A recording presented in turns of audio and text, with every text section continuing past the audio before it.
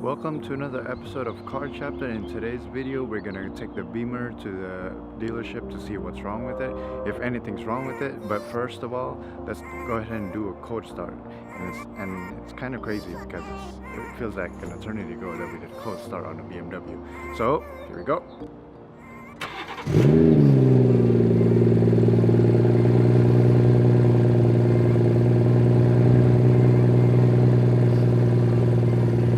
I really like that it's much easier to get into the BMW than the Q60, because in the Q60 you had that those really aggressive bolsterings in the seats that you had to be careful, otherwise you're gonna leave marks on the side bolsters. So, and I know it's been like 4 or 5 videos ago that we did anything with the BMW, but the thing is, I always use the BMW as a daily, and I've never had really any time to record extra content with it because I was too focused on the Q60.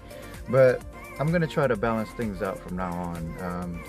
It's not that I don't like the BMW, it's that I do like the BMW. It's actually, I like it more than the Q60. It's just that, well, the Q60 is new, so I gotta get to the dealership because I'm already late. It's 11:36 and I made an appointment for 11:30, but I think the problem shouldn't be that big of a deal enough that it's gonna take a while. So, and usually when you're late at dealerships, they just, they still take you in. So let's go. On a side note, yes, I do need a garage, and it's been like 2 weeks since we filled up gas on the Beamer, so we gotta get gas first.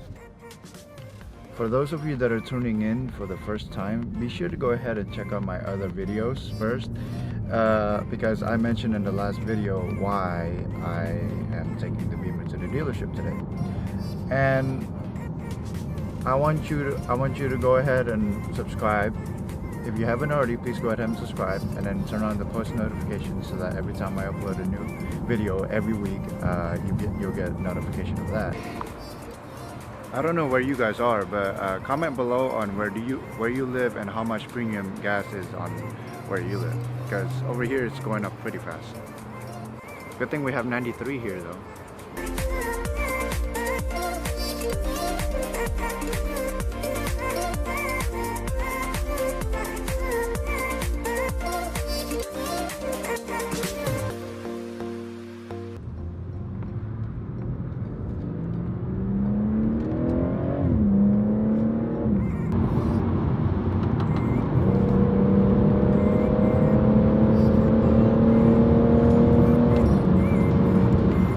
To mention that I love how my BMW has about almost 75 horsepower difference than my Q60, but it feels like it can, I like darting around the city and darting around the highway with it more than the Q60 because well, where everybody already knows is because of its transmission. But I just like how BMW perfected the ZF transmission thing, Like if you put it, I always turn off the stability and traction control off so I can put it in manual mode, and then I can, completely in manual mode, but it doesn't give me the power of the sport mode. So technically I'm able to have more fun with it than what I would have in sport mode, because if I put it in sport mode, it's easy to go over the speed limit here in the Beamer, but basically stability and traction control off plus manual mode gives you manual mode and gives you a little bit of louder sound, and doesn't give you the sport mode power, which is what I like. And this is a shout out to ZF transmission. They're awesome. And it's not a knock on the INFINITI or anything. It's just that the Q60 is more of a I'll put it as a muscle car. It's fast, and then even when I put it in manual mode, it's as fast too. But I just feel more confident in the BMW than I am in the Q60. If that makes any sense, because of how it's unpredictable in the transmission.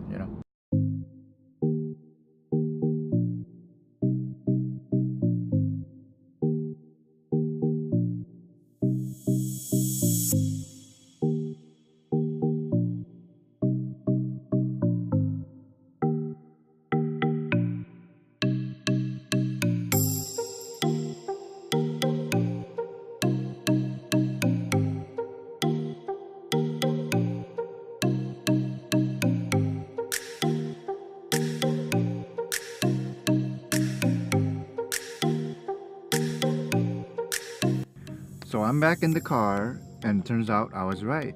There really was nothing wrong with the car. And then when I told the sales advisor what I wanted him to do, uh, he basically kind of laughed it off. But it is kind of silly. But it's just, having a BMW is like having an expensive girlfriend. I mean, if anything starts to happen to it, you gotta take care of it, and you gotta take care of it right away. And then if you think something bad is gonna happen, you gotta take care of it right away. I mean, otherwise those bills are gonna pile up pretty quickly. And well, I just took it just because mine has the certified warranty. So technically that means I have about 6 years and 999,999 miles worth of coverage.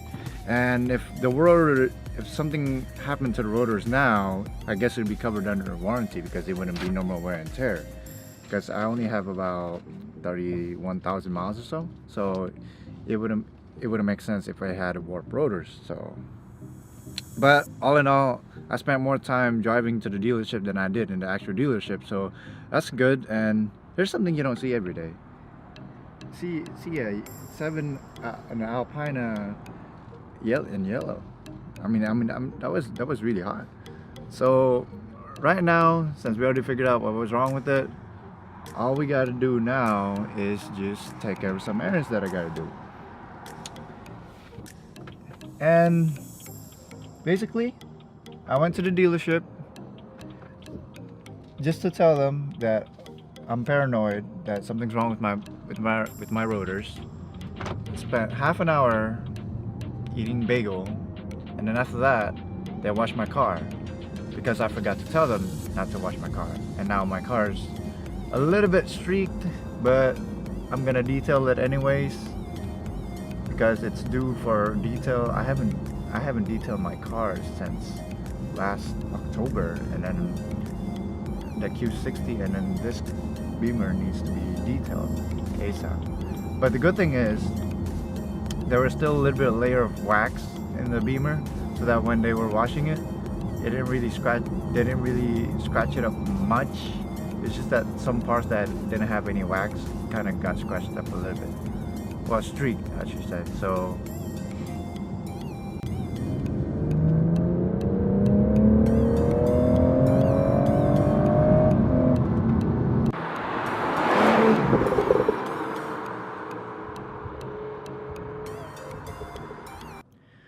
okay, so new haircut, but I want to talk to you guys about more about the car wash that I got from the dealer. The car's all okay, and everything's still okay. The brakes, the rotors, and so says my service advisor. But I want to show you guys about why you don't get a car wash at a dealership, no matter how good they claim their washes to be. Because as you know, I hand detail my own car.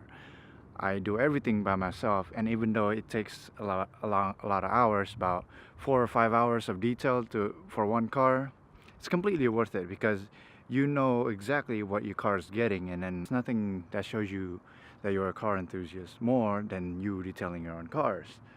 But if you don't have time to detail your own cars and then you go somewhere and get it hand detailed, that's all right too. But the point is, try to get your cars hand detailed and then hand washed all the time, because if not, and then you try to get your quick wash at a dealership, it'll end up like this. So I don't know, so I'm trying to zoom in so that you guys can see, but basically I got all these lines, strange lines. I don't know, the lighting's not good enough, but let me go see. I don't know if you can see that, but basically the dealer they take those big long brushes that you use to car wash at a self-service wash. So basically they use the same thing, except I don't think they clean them afterwards, and they just use it right away on every other car. So you might get like a rock chip in there somewhere, as I'm trying to see. There you go. Get like a mini swirl mark over here, from that. That wasn't there before, and every time I detail my car, I always get rid of swirl marks. And then this is just from one wash, guys. I don't know if you can see that, but basically I need to detail my car again. But even though it's you know, it's already long overdue, but at least they got the inside vacuum right.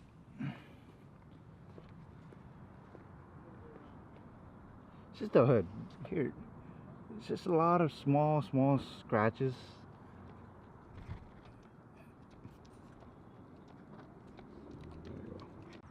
So basically the car's fine mechanically, brake wise, but the car is not okay detailing wise.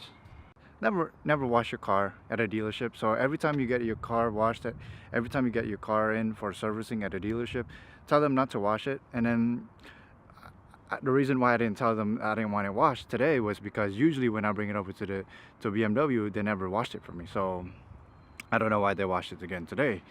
But the point is, never wash it. Can't stress that enough. So I hope you guys liked this video. Remember, subscribe, like the button, and then follow us on Instagram. Yeah, follow us on Instagram. Bye bye.